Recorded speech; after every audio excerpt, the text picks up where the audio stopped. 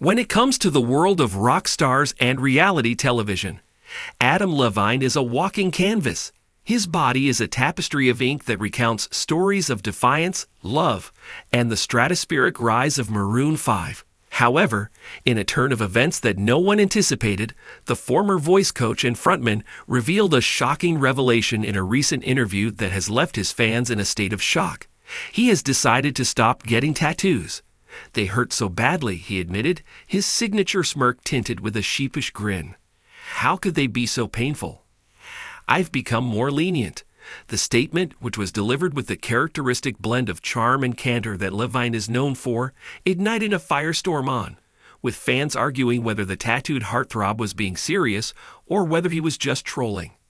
A 1,000-word account of how Adam Levine, the one who formerly appeared to be living for the kneel, made the decision to give up his aspirations to become an ink artist in the most unexpected way is presented here.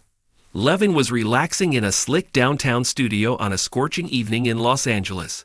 He was there to promote Maroon 5's most recent record, which was being released at the time. As the interviewer, a seasoned music journalist, had been asking him questions about his distinctive tattoos, each one representing a different stage in his journey to becoming a rock star. Levine's ink is just as much a part of his character as his falsetto, from the vast tiger that is tattooed on his shoulder to the dainty true love that is written across his knuckles. However, when asked if he had any intentions for additional work, Levine leaned back, ran his hand through his hair, which was continuously tangled, and let out a laugh that was equal parts tiredness and insight. "No, man, I'm done," he said. "I'm done. Are those needles? They are quite painful. I used to be a tough person, but now I'm not. I've become more lenient." The remark did not come as a surprise to anyone. When a man who has spent decades cultivating an image as the ideal bad boy turned family man admitted that tattoos hurt so badly, it was a plot twist that was worthy of being written in a Hollywood script. Fans are familiar with Levine as the one who would walk onto the set of The Voice wearing a tight t-shirt, with his sleeves pushed up to display his tattoos, while smiling through the discomfort of a new session. In total, he has around 30 tattoos, each of which is carved with a specific intention. Some of them are for his wife, Bahati Prinsloo, while others are for his children, and some are just because, in his words, it looked cool. Then, what has changed?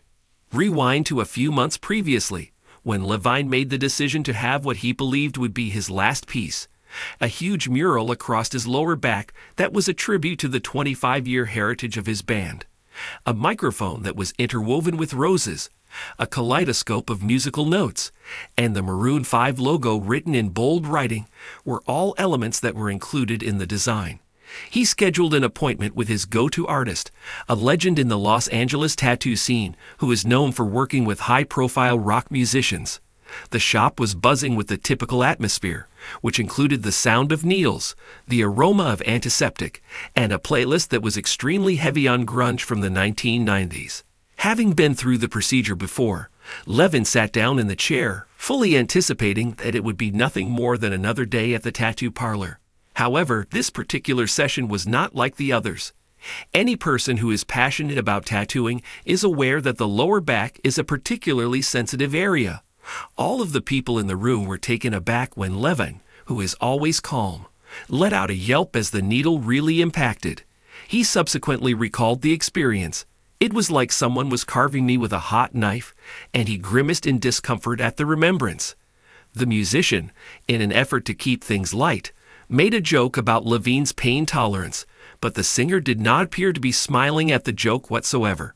He was clenching his fists around the chair, sweat beads were forming on his forehead, and he was mumbling, "This is worse than childbirth, and I don't even know what it feels like." This was 3 hours into the session.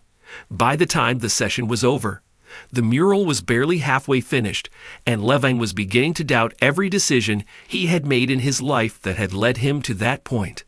Levine recounted the incident throughout the interview, displaying a combination of comedy and sensitivity in his delivery. "When I was younger, I had the misconception that I was a tough guy. How about pain?" In an attempt to imitate the bravery of his younger self, he exclaimed, Bring it on. Man, but I'm 46 years old now. A change from the rock star bravado that has defined his public persona. The statement was refreshingly honest and a departure from his history. He detailed how the discomfort persisted for several days, making it difficult for him to sleep, sit, or even embrace his children without experiencing a painful response. Then I turned my head to look at Behati and said, "Babe, I think I'm tapped out." The only thing she did was chuckle and say, "Finally." Unsurprisingly, the internet went absolutely crazy. Fans posted flashback photographs of Levine's tattoo sessions paired with memes of him crying over a paper cut. The photos were originally posted on. According to the joke of one user, Adam Levine's statement that tattoos are too painful is peak 2025 energy. Others expressed greater compassion, reminding out that the process of aging causes priorities to shift. As one of his fans put it, "He's a dad now. Allow the man to become more pliable." In the meantime, tattoo artists added their voices to the conversation.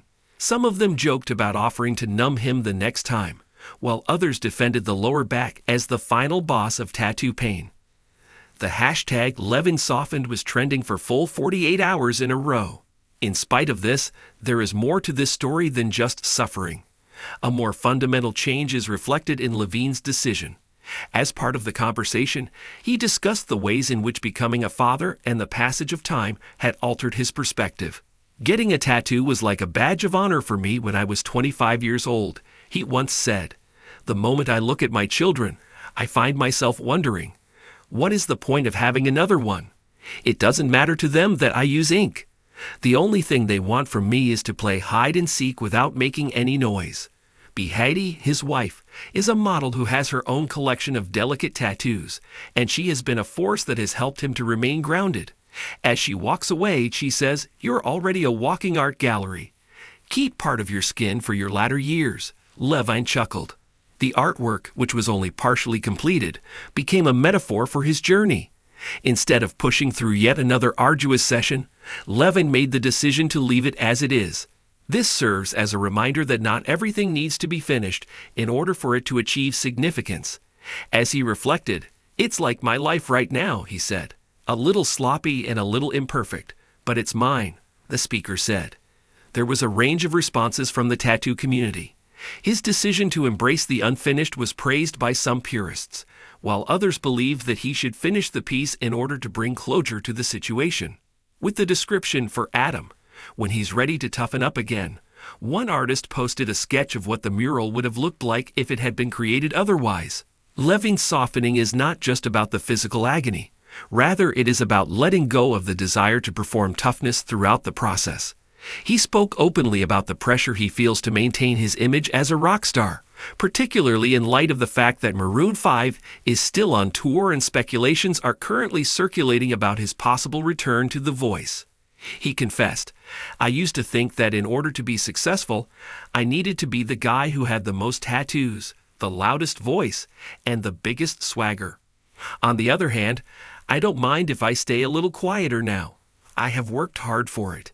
Levine does not completely abstain from getting tattoos at the conclusion of the novel. He alluded to a compromise, which was that his children would get temporary tattoos.